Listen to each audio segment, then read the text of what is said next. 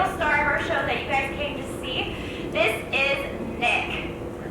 Nick is a 14-year-old California sea lion, and he is full grown. Right now he weighs about 650 pounds, and that is actually on his slimmer side. So we are getting to the point in winter that Nick is actually starting to bulk up. He typically hits his max weight come April and May. Last year he got to about 725, so we'll see how big he gets this year. Typically summertime is our breeding season, so that's actually when Nick is going to drop a lot of that weight. So we have a lot of seasonal fluctuations in weight with California sea lions. So Nick puts on the pounds up until spring, kind of like putting on a lot of weight to show off for the ladies. And then during the summer, Nick is very distracted by the rest of our female California sea lions, and he's not as interested in eating. So that is when he's going to drop a lot of that weight that he is currently putting on. Now, males and females do weigh quite differently as well. Like I said, males can actually get up to about 800 pounds, whereas females are going to tend to top out at about 250, so roughly 1/3 the size of full-grown males. Now, Nick here also has a very special story. He is a rescued California sea lion. So they found Nick when he was roughly a day old. He actually still had his umbilical cord attached.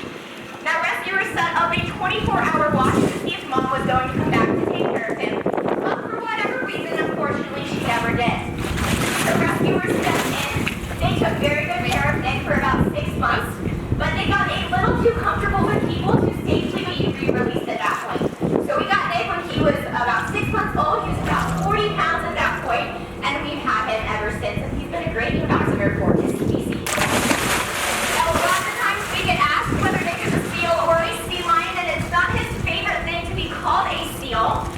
So we're going to tell you guys a few just very basic differences that you can look for. The first is going to be color.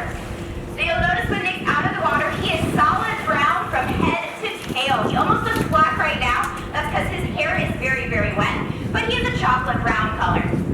Seals, though, are going to be speckled or spotted, and typically will be combinations of whites, browns, blacks, and grays. Now, the next thing you can look for, and you'll have to look pretty closely, are actually their ears. So you and I have external ear structures. That means they stick out from the sides of our head. Nick has little itty-bitty ear flaps sticking out from the other side if you look closely. But true seals have completely internal ear structures, so while their hearing is just as good, all you'll notice on either side are just small little pinholes. And then that last difference is going to be body shape and those big front flippers that Nick is showing off for you guys so well. So you'll see that he has that ability to prop himself up on those front flippers, even do a little dance. He also has the ability to rotate his back end underneath of him. But seals don't have that ability. If they're on the beach, they're going to lay flat like a pancake, and they move a little bit more like an inchworm that Nick is trying to imitate for you guys. Very nice, buddy. So when they're in the water, sea lions rely on those front flippers to propel themselves very quickly, whereas seals actually rely more on their back end to swim in the water. That's right. So those are the biggest differences. Nick is going to head off of exhibit, but that's not going to end our demonstration. We're going to have another sea lion join us in just a moment or two. But in the meantime, I'm going to talk to you guys about something that seals and sea lions have in common, and that is what they eat. You guys have any guesses what seals and sea lions eat? Fish, thank you. So we go through a lot of fish here in Denver Zoo with our 5 California sea lions. We go through about 100 pounds, give or take, every single day. So Nick here right now is eating about 25 pounds of fish. As we get further into spring, he could max out at about 40 pounds of fish every day. So that's a lot of seafood that we are going through. I know I'm a seafood fan. We typically have seafood fans here at the zoo. So we want to make sure that we're keeping the wild fish populations in the ocean strong and healthy so that we have fish to pull from here, as well as the animals in the ocean have fish to eat. So what you guys can do to help with that is actually use a program called Seafood Watch. You can access this program at seafoodwatch.org, and it actually labels all fish types, either red, yellow, or green, and you can kind of think of it working like a stoplight. So you want to try to avoid options that are red. You can buy options that are yellow, but if you're able to buy your fish or seafood from those green options, those have been sustainably harvested. So that just means they're going to leave the fish populations in the ocean a lot healthier for many years to come, for both our animals here at the zoo, as well as those that call the ocean home. Now we're doing a rescued California sea lion show for you guys today. So coming out in just a minute is Maverick. He's our other rescued boy. He was found when he was pretty young. He was very malnourished. So he had a El Nino year. So what that means is the waters get really warm and fish tend to swim to deeper, cooler waters. But that leaves young sea lion pups who tend to feed off the coast, often looking for fish.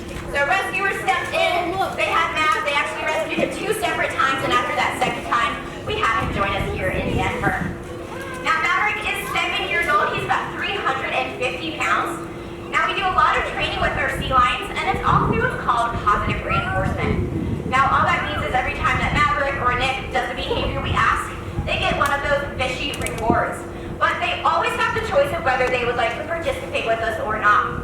If they would rather take a leisurely lap around the pool or head back inside, he's got a pool waiting for him, and that is totally okay. We'll just try to engage him in another way later.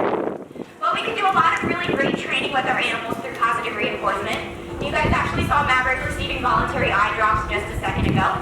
Here in Denver, we're at a much higher elevation. That means a lot more UV exposure than California sea lions are naturally exposed to. So these are just a preventative, proactive way that we take care of their eyes. And if they ever had an eye health concern, we could easily swap it out for the activated drops. Now we also do a lot of training for physical stimulation. Sea lions can actually swim about 25 miles an hour, and they can jump about a full body length out of the water as well.